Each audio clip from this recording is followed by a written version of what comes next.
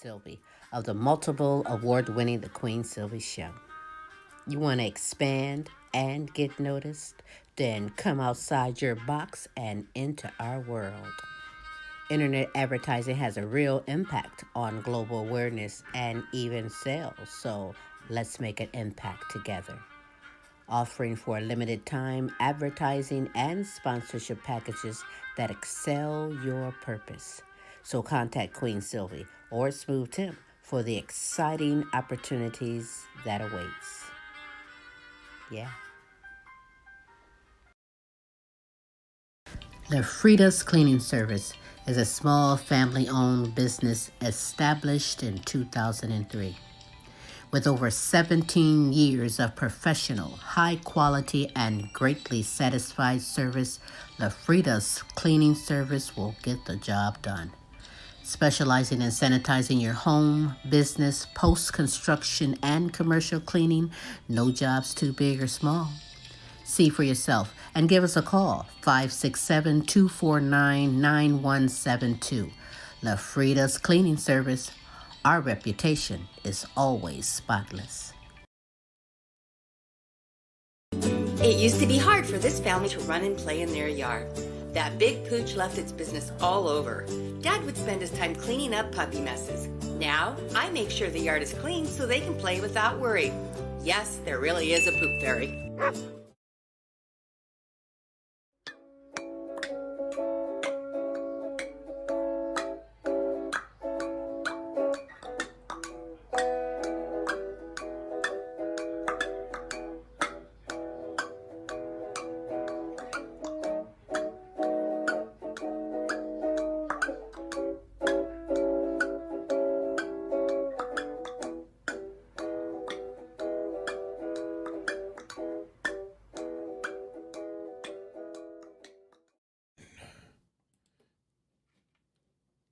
And hey, it is Smooth Tim and Larry E. And welcome to another Tim's Tidbits on a Thursday evening. And hey, we appreciate you all stopping in. How you doing, Larry? Chilling. We good, man. We good. Hey, man, things are good. Things are good. Yeah, except we're getting kind of icy. We had an icy day or two up here north, and I think down in your way, what are they spawning a little bit of rainstorm? So. Just a little rain. It is what it is. It isn't too horrible. Yeah. I can't complain. And I think before the show started, rather, we talked a little bit. I said, your team's still in it. You said, you got to be joking. They never were. The Plow Boys, hey, I don't. Yeah, the Plow Boys or the Choke Boys, whatever you want to call them. They didn't get the memo, but that it was a regular. It wasn't a regular season game. That it was a playoff game. They thought they were actually playing in a regular season game, but no, it was a playoff game. They were like, "Oh, my bad. We thought it was regular season. That's why we got blasted so bad." Did you see that little funny joke that? Yeah, I sent you that about right, Dak Prescott, and pick cologne for those nights you just don't want to score. Man, you know what? When Dallas defense played so horribly, he tried to do too much because he already knew they couldn't stop him, so he tried to outscore him. But they played better defense, and that's the bottom line. And that's what's going to win you championships. Defense. Everybody else in the playoffs right now plays excellent defense against excellent offense. And that's what it's going to take, defense. Dallas just ain't got the people. They never did. That's why they play zone instead of playing man-to-man. The Cleveland Browns are out of it now, too, so I guess, but Detroit looking good. Yeah, Detroit is up there close, too. Am I right? Yeah, Detroit's about 45 minutes from us, maybe. So, about 45 minutes. Man. About 45 minutes to the north of us. Proud of Cleveland, man. I'm proud of Cleveland getting back into it. They're going to be some contenders. Yeah, Toledo's right on the border. We sit right on the Michigan-Ohio border, so yeah, it's just about 40 minutes. Shout out to the NFL analysts for covering that sports for us, so we can really do our show. You know what I'm saying? Because we trying to do Stephen A. If I'm Stephen A., who are you? I have no idea. I'll be. Can you be Shannon? Shannon Sharp. All right. Well, you far from Shannon. Yeah, more like Jimmy. Anyhow, hey, man, let's get into a little bit of crap what we was going to talk about. And one of them is Alec Baldwin finds himself back into court, Larry, again on that Rust movie set. Don't know how that girl got shot thing.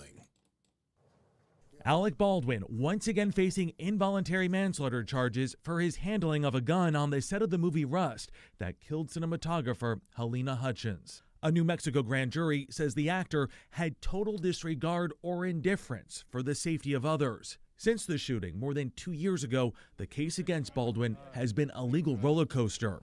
The indictment comes 1 year after he was initially charged. That charge dismissed last April. Everything about the moves in this case had to do with various analysis of the weapon itself. Baldwin has always maintained his innocence, beginning in his first meeting with investigators. It should have been a cold gun with no rounds inside or dummy rounds. I take the gun out slowly, I cock the pistol, bang, it goes up, she hits the ground. At first, the FBI concluded that the gun could not have gone off accidentally, but the weapon was later re-examined with replacement parts. The defense will definitely have experts to say, this gun is not the gun that was the original gun. The original gun was so old that it fell apart when it was time for analysis. Baldwin in a statement saying, "We look forward to our day in court." Alec Baldwin has two courts. He has a jury, but he also has a court of public opinion because he has a career that he doesn't want to see go down the drain. Hannah Gutierrez-Reed, whose job it was to inspect the weapons on set, faces an identical charge. Her trial begins next month. Meanwhile, filming of the movie wrapped last spring. At this point, it's unclear when and where it will be released. Who's to blame, bro?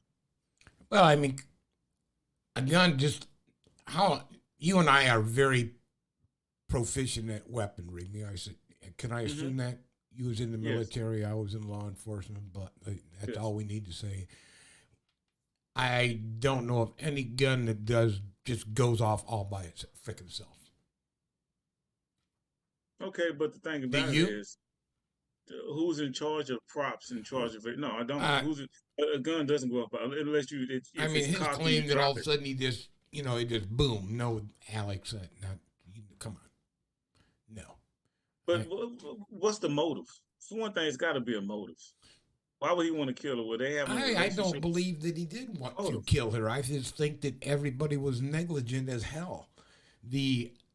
First off, why would you have live rounds anywhere around a movie set? All of them should be dummy rounds, right? Or a cold gun, like you said, yes. And but again, in order for him to, what is the first thing that your instructor taught you the first day you got in the boot? They put your ass on the range. First thing they taught you was safety. Check and clear your weapon. And we started off with dummy rounds. Correct. And blanks. Was that not it? I mean, check and clear your weapon. Correct, Larry? Yeah. That's it. So first rule, But is it his job to check and clear that weapon? Or is it the job of the person that gave him what happens... That's another lesson that I think should have been I know it was bestowed upon me when I handed a weapon to one of my fire range instructor, range master. Yeah, I mean, he would ask me, did you check and clear your weapon? Yes, range master, and hand him my weapon, and he double checks it himself when he receives my weapon, right? So, I mean, it's back and forth. So, is there a degree of culpability? I believe there is a little bit. Come on. You should have checked. I don't believe anything should fall on him. Nothing should fall on him, man, because it was somebody else's responsibility. He's an actor. He's not a safety coordinator. He's not a risk manager. He's a plain actor. He's supposed to act like he's somebody or do something that's not really actually happening. So, it's not his responsibility to check and clear their weapon. Period. But then again, on top of this, Tim, we both know about the law. I got classes in law. I know about the law. What's the motive? There is no motive. No, there is no motive. No motive. You can't prove motive. All you can prove is negligence. That's it. And how many people have went to prison for negligence? I don't know. Yeah, I'm like saying They'll it's an probably accident. slap him on the hand big time, make him do some type of community shit. It Who was knows? an accident. So I Someone didn't didn't. do their Yeah. job. He acted like he was going to do something. He fired the gun like he's supposed to. It's all in the script. And someone didn't do the job before he got the gun, and it could have been a setup somehow, somewhere. Somebody dropped the ball, but he didn't because he had no motive in killing anybody, and he was doing his job. Look at some Bruce Lee, Brandon Lee So type of yeah, theory, huh? I guess every police officer that goes around and shoots somebody or whatever when they're doing their job, they should be convicted of it. Am I right?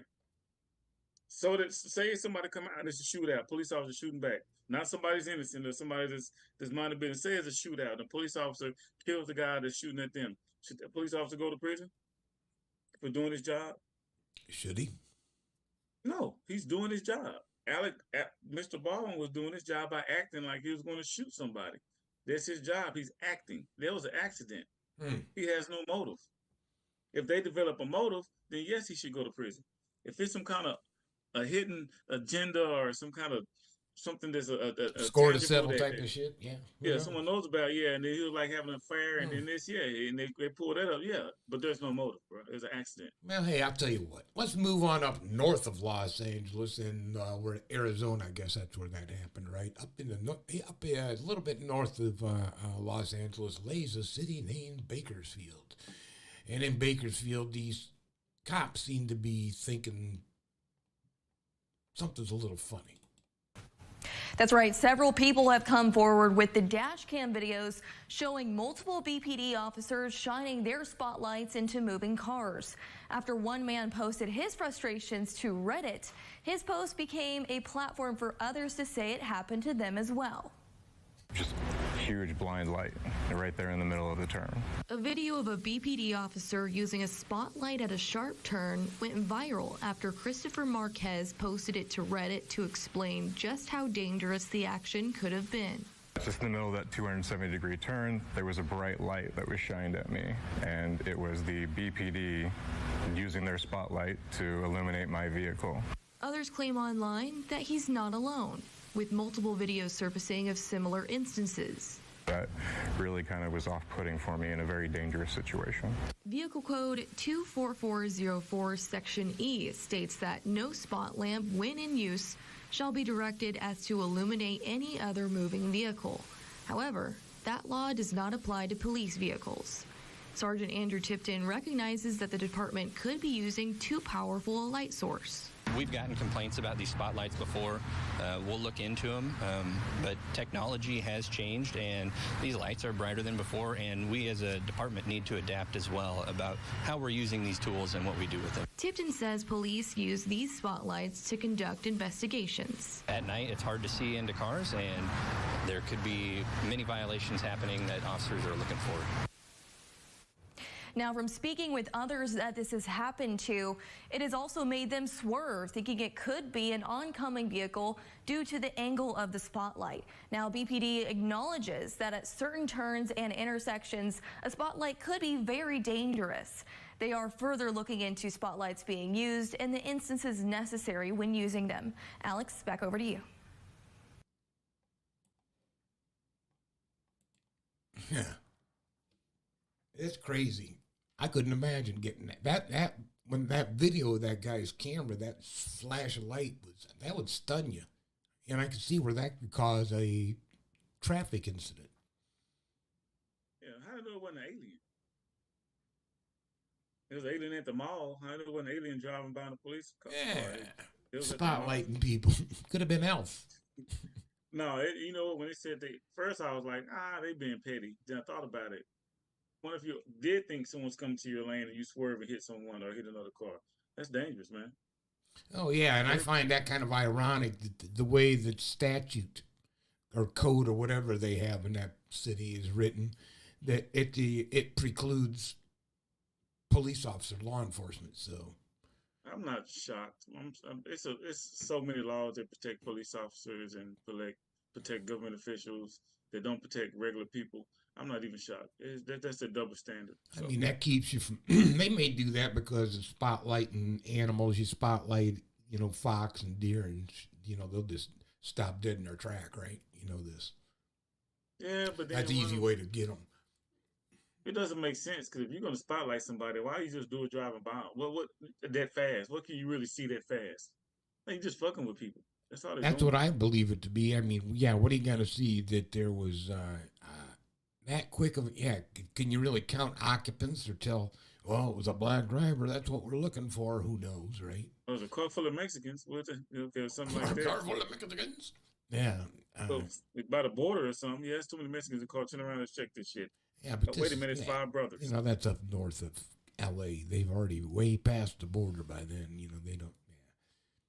Or it's 30 white people in the car. That's fine. That's okay. Every once wait a minute. in I see a brother. a while, you know. I see that one brother. Pull over and see what he. No, DWB. Is okay, but one brother's you not. get pulled. You get pulled over for DWB. Draw while black. Sometimes, but you know what? I found this kind of ironic, and you know, excuse me. Let's move into the city of Los Angeles and the more nice, or let's say exclusive part of it, Beverly Hills. And it seems that Beverly Hills have got themselves in a bit of a pickle when it comes to providing affordable housing.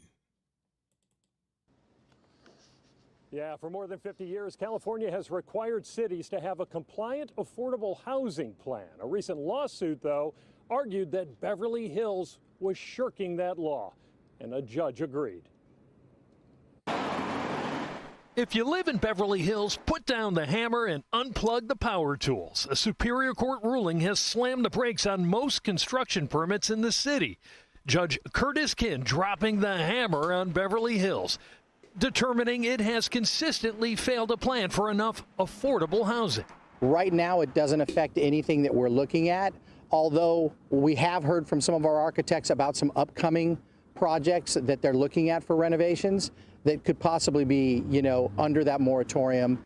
Richard Vauchal's construction company is building this new Beverly Hills home. The judge's ruling allows the city to move forward with new residential developments. But construction permits for renovations, commercial developments, and everything else have been frozen by the judge. A lot of our work coming up in the future will be renovations. Not all of them are brand new construction. And it would be a shame if a bunch of those projects got put on hold. Behind the lawsuit is the affordable housing advocate group, Californians for Home Ownership. In a written statement, its attorney said Beverly Hills is 2 years late coming up with an acceptable affordable housing plan. We are optimistic that the penalties imposed by the court today will get the city on the right track toward adopting a compliant housing element in early 2024. The city knows what it needs to do. Now it just needs to get it done. Officials for the city of Beverly Hills wouldn't go on camera either, instead saying in a statement that the city is continuing to issue building permits and appealing the court ruling. Our goal has always been and continues to be a certified housing element as required by state law. The city has provided comprehensive information to the Housing and Community Development Department, demonstrating our commitment to diverse housing options in Beverly Hills now and in the future. They lying. lying. Man, that guy's name is Wiener, man. Come on, bro. You can't trust anybody with the name Wiener. Larry Wiener. Come on, man. Yeah, think about it, bro. I'm like, don't nobody want to. They don't want no dusty black people and Mexicans in Beverly Hills, and Asians ain't got no money. They want them dusty ass people down there. I'm like, come on, they don't even want dusty poor white people down there. It's interesting that they said what they've had 20 years to comply with this California law. Man, they've been getting over paying people on the table. Yeah, bro, they've been paying the right people off, and they just stopped paying the right people off. Yeah. They only stopped it temporarily. You're right. And then plus, I'm like this, bro. If you don't want me staying in your city, damn your city. I don't want to stay in your city. I want to stay somewhere where I'm wanted. So if you don't want me in Beverly Hills just because I'm not making the $200,000 or $300,000 a year, then okay, I'll stay over here then. And I imagine that's probably their ghetto neighborhood, 200,000 or 300,000.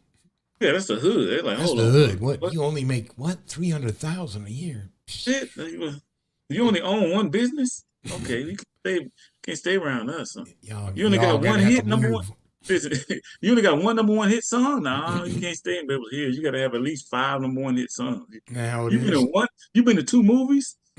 Is that all? Movies? You only been in commercials? Okay, no, you can't stay over here with us. We got movies over here, so. That's how it is, man. You know, obviously. But I believe, how can you for 20 years just tell, you know, the Housing Commission, and you're still, and the interesting thing is, obviously, they're still using that money, you know, for reconstruction and upgrades and all that other stuff because the government provides stuff like that, right? So they've been milking that cow for 20 years, but they don't want to comply with the narrative that surrounds it by providing affordable housing for possible minorities. Be like the Beverly Hillbillies, right? So let's go back to that. Remember that? Well, they say the Beverly Hillbillies, but they were rich though. So yeah, but they didn't know it. But look how they hated on them. Yeah, but the thing about it is, you can take the end out the ghetto, but you can't take the ghetto out the end. Don't you think there was kind of a ironic parody in there that everybody hated on them just because of how they looked and how they operated and how they moved. And then look how it was with how they utilized what Ellie Mae was there as a sex object. You know, the guys. Yeah, it's just like, I was going to say something about the Beverly Hillbillies, but at the end of the day, they were just some country hicks. They got lucky and tried to move somewhere where they didn't belong. Where they weren't welcome. They weren't welcome, so they should have moved back where they were. If I'm not welcome, I don't want to be there. There you are. Hey, man. And you know what? And sometimes you can be where you are and you get certain individuals who want to just be an authoritarian, who just wants to, dictate. And in the United States, we're not the only ones that are in fear of that or have to be subjected to that kind of stuff. They're fighting it in Germany now. Hundreds of thousands of protesters have taken to the streets in that country over the weekend, rallying against the rise in far-right extremism and the popularity of the anti-immigrant party, the AfD. To discuss, let's go to Bloomberg's Oliver Crook, who is live on the ground for us in Berlin. Ollie, what is at the root, then, of these protests?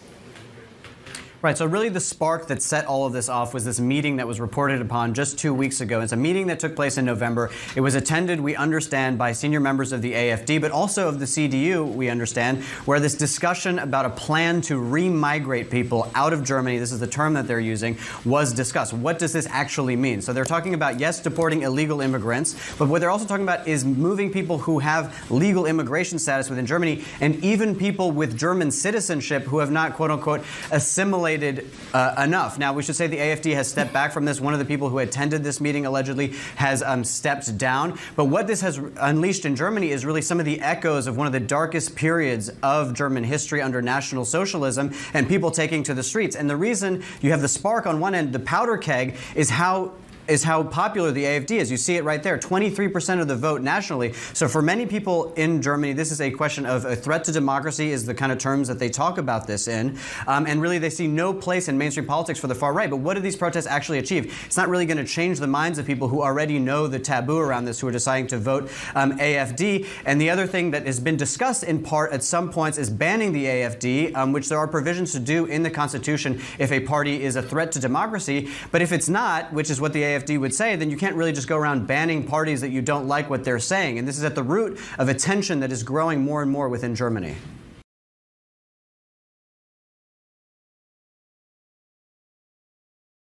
What the hell did he just say? Sound like Patrick Mahomes when he talk. You know what it sounded that far right extremism. Trying to kick people out of Germany. And what does that sound like? Does that almost sound like familiar rhetoric? Sound like Hitler type stuff. Yeah, but I mean, what are they talking about doing with all these people now who are? They're not pure German. No, I mean here, even in the United States, Larry. With these people, if you cross the border. We're talking about what we're doing. Well, we're doing that. And then compare what this particular group he's talking about with our Freedom Caucus. Let's get these border jumpers out of here because they're all rapists. I mean, it doesn't, like there's not a parity there. I mean, that's what they try to just create monsters and create reasons for people to turn against people. There are monsters already here. This is not only in our country. I mean, in Germany, you've got these far right groups.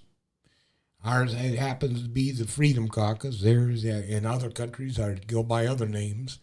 that they've got these extreme viewpoints on stuff. And I heard, in fact, our one buddy, Green, Marjorie Taylor Greene, is when Trump comes back in and then just sweep out everybody who's not if you're not an ever Trumper, then get on out of politics. We don't want you around. We want, complete loyalty, faith, and it's like, It's like a dictatorship all over again, man. It's just ridiculous. But the thing about it, they're talking about monsters and people being rapists and all this.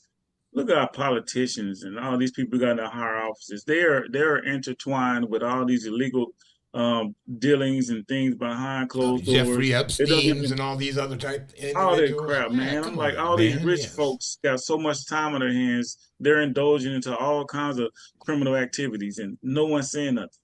Right. But yet you got somebody with a mental health issue. Well, Kat tried to say something.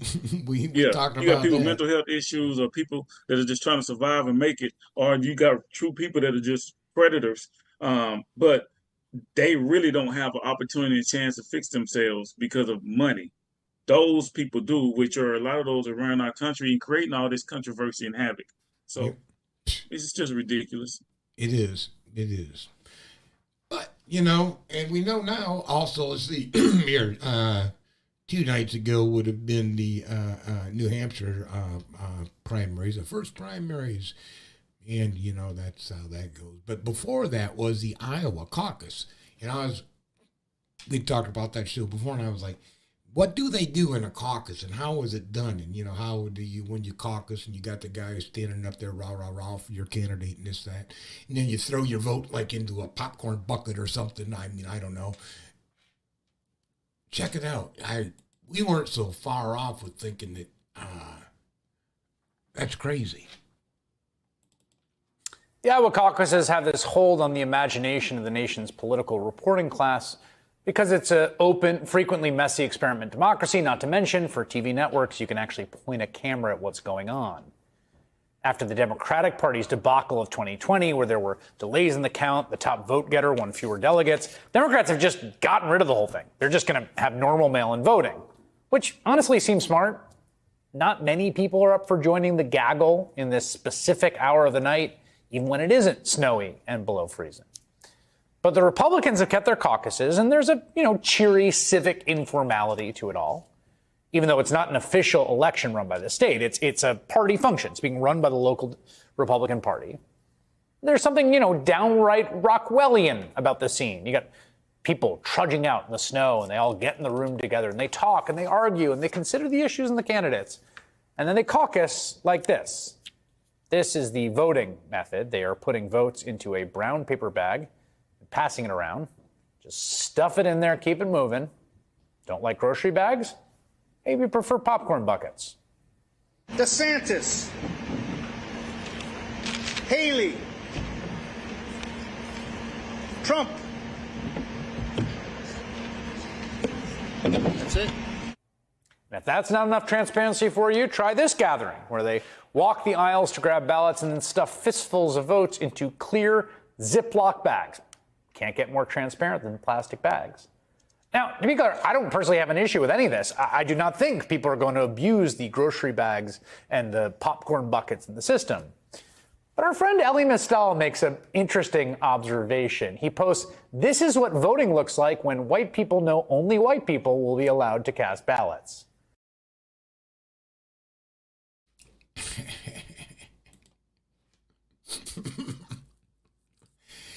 Yeah, opinion.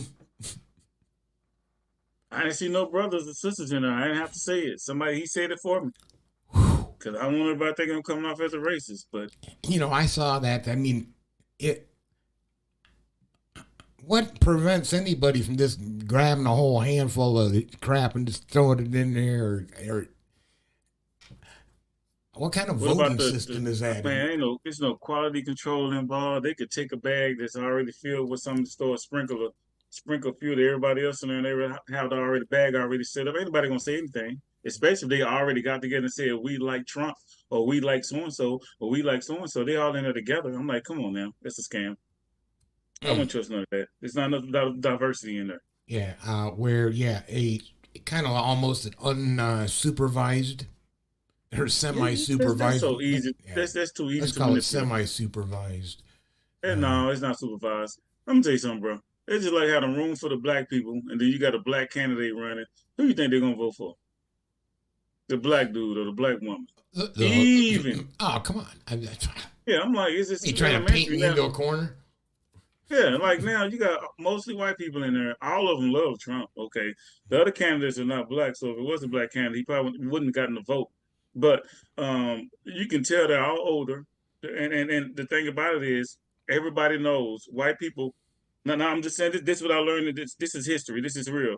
They it's their responsibility. They feel it's a responsibility to vote. They feel they have to vote. It's their responsibility. If they're God given honor, they have to vote because that's what they're supposed to do. Black people don't feel that way. I don't know about Hispanic people. Black people vote like, okay, who I like, I'm gonna vote this time because I like him. But white people, they say, listen, this is my right, my God gifted. I got an oath that I have to vote. That's why a lot of Caucasian people do vote. Yeah, you do feel obligated to vote as a citizen of the United States. Yes, am I right or wrong? You are taught through school that you are obliged to vote. It's necessary to sustain our society. Black people were not taught that. We're not. We now we're rocking the vote. The rappers are saying let's vote now. We were not taught that. No one in my household ever talked about voting. I never saw my parents vote. I never saw my aunties or uncles vote. I never saw my black friends' parents vote. Never talked about it. We never talked about it. We just feel like we voted, we have to vote or want to vote, or we might just want to be on the bandwagon and vote. But white people in America feel that it's their responsibility to vote. That's why most of them vote, and then that's written. You can look it up in history books. Look it up when it starts with voting. Look it all up. It's written. I didn't just make that up. Oh yeah, well yeah, I told you my dad was and my mom was both, and they worked either worked or held a political office. So yeah, I mean, yeah, politics. I'm like, we were never taught voting. We just never came across our table. We never talked politics. It was mostly religion. There again, and somehow that almost gets intertwined in today's society, doesn't it? Mm-hmm.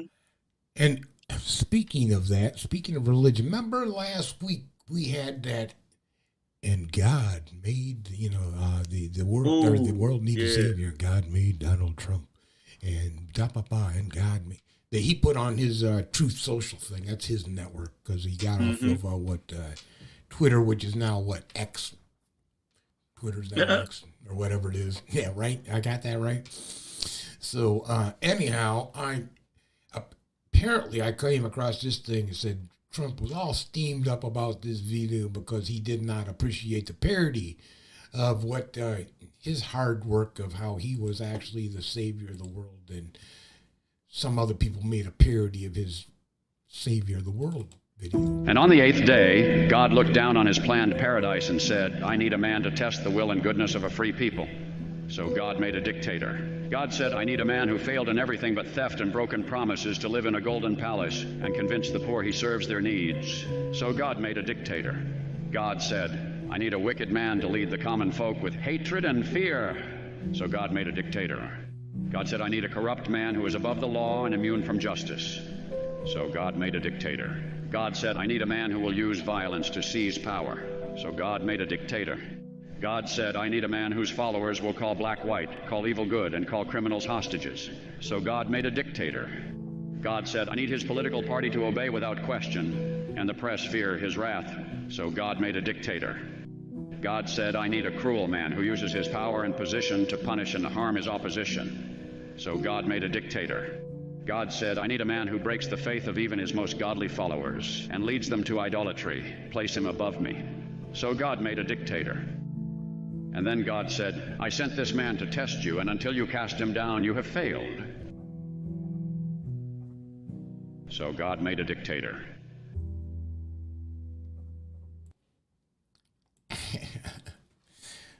I can't understand why he didn't like that.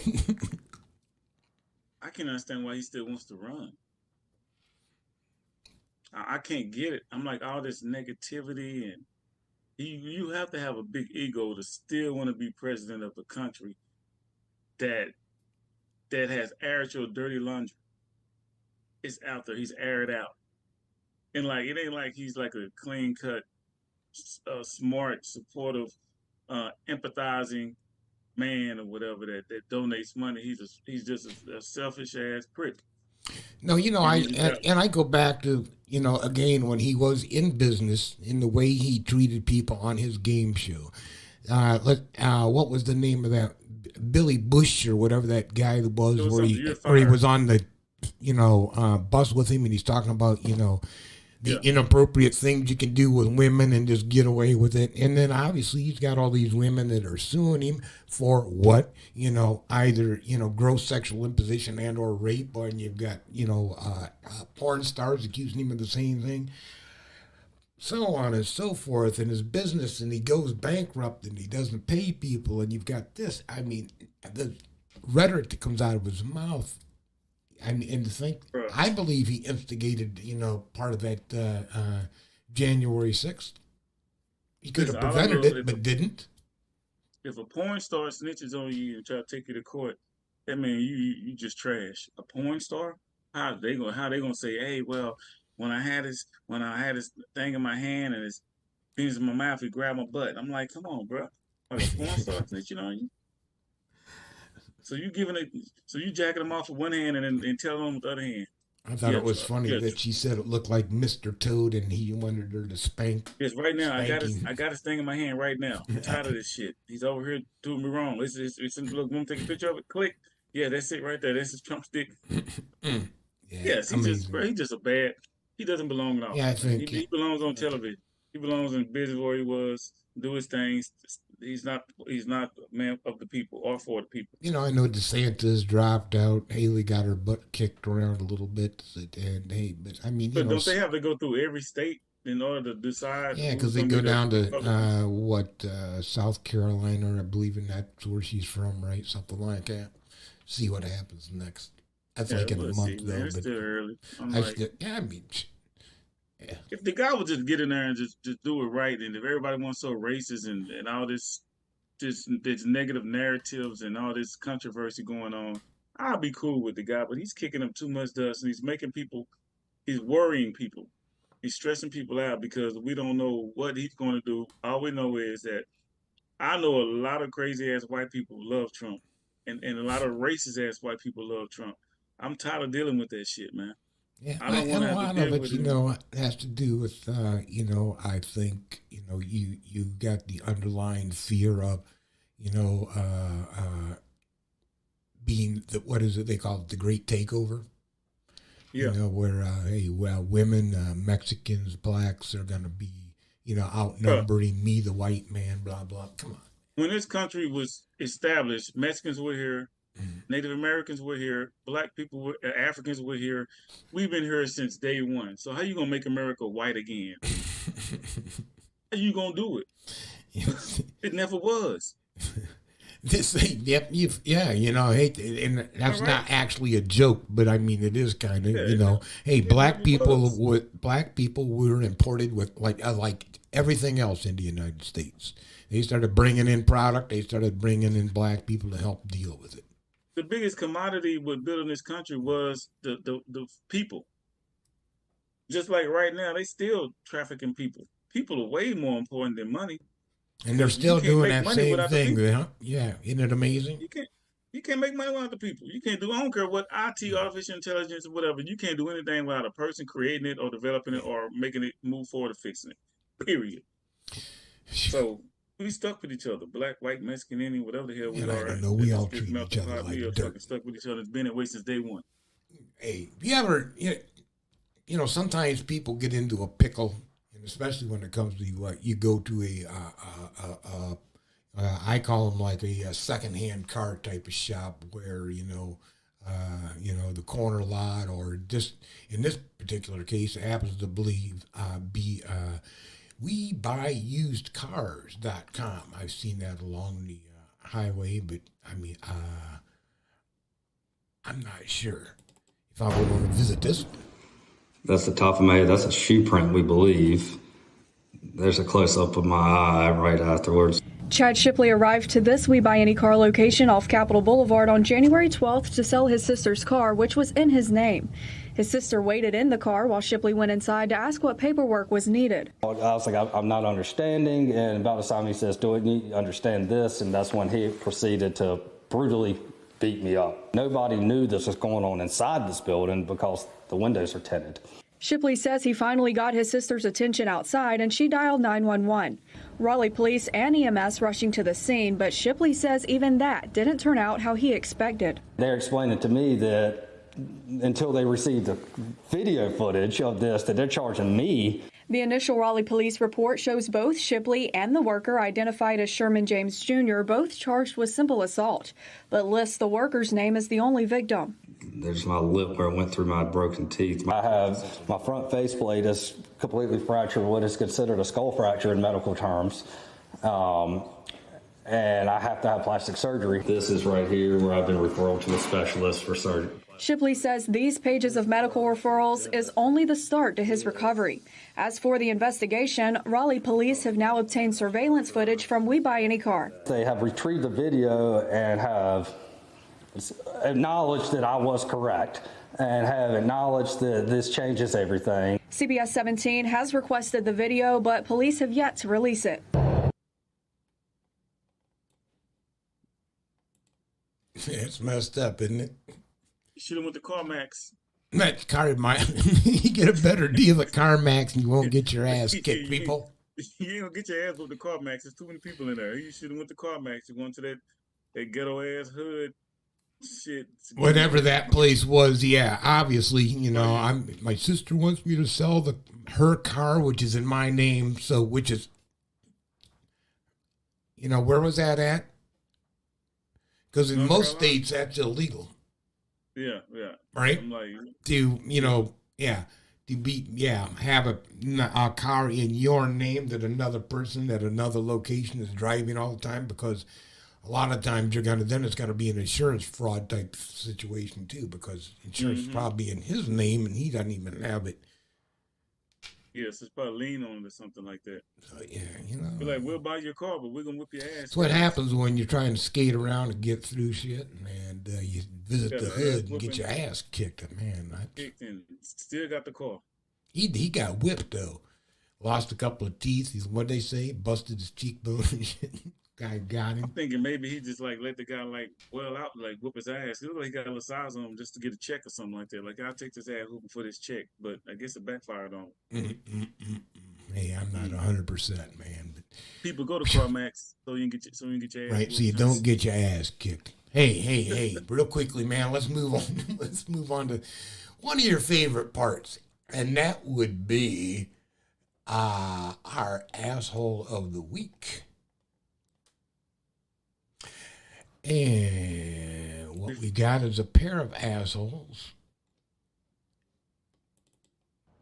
Right now, the mother of a 4-month-old little girl, Krista Watkins, and her boyfriend, Christopher Velasquez, are in jail without a bond. They're accused of giving the infant child a bottle of milk that police said later tested positive for fentanyl and oxycodone. I mean, you wouldn't typically think you would be looking for a poisoning case or an overdose case in a 4-month-old child, and they quickly realized that and took immediate action.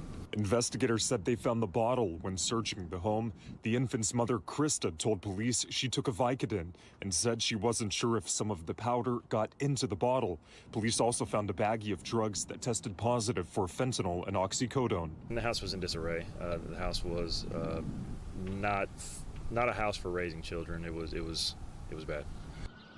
Police said it all happened here in Galveston early Thursday near the 3400 block of Avenue M1 and a half after Krista called her mother saying the child wasn't breathing. Court documents show Krista's mother told her to call 911. When first responders arrived to the scene, they say the child was revived with Narcan. Police said the couple told them they were taking a nap. They told police they fell asleep at around 6 p.m. and didn't call for help until just after midnight. The child is expected to survive. She's fine. To my knowledge, she's doing good, still hospitalized, and we wish her the best. Investigators also questioned the child's grandma, who at this time has not been charged. Police said she told them there was marijuana and liquid codeine inside of the house, and she told us she didn't know anything that the couple was doing.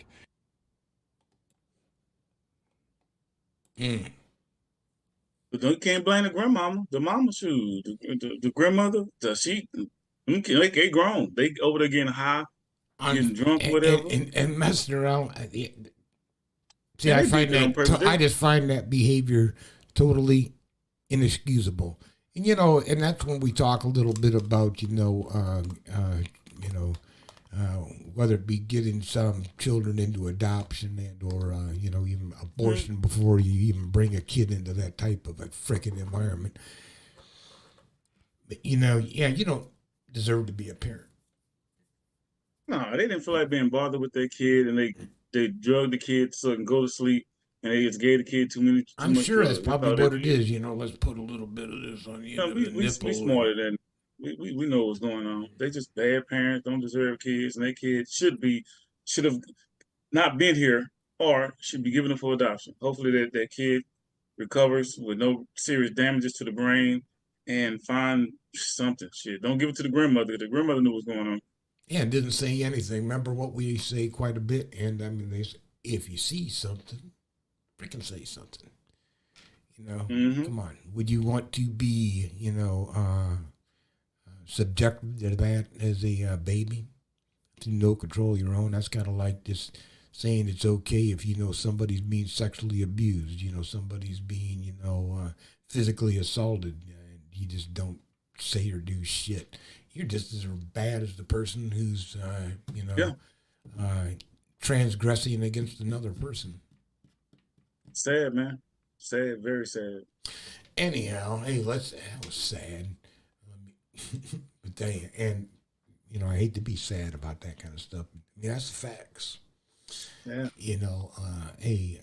We discussed a whole lot, and I mean, there's things going on around this world, and all I ask is that you keep yourself informed and pop around that TV and look at the different news feeds that are out there, and you're going to get both sides of the issues. And the nice thing about when you get both sides of the issue is you're going to find the truth somewhere in the middle. Somewhere in the middle is going to be the truth, because not everybody's right if everybody's wrong.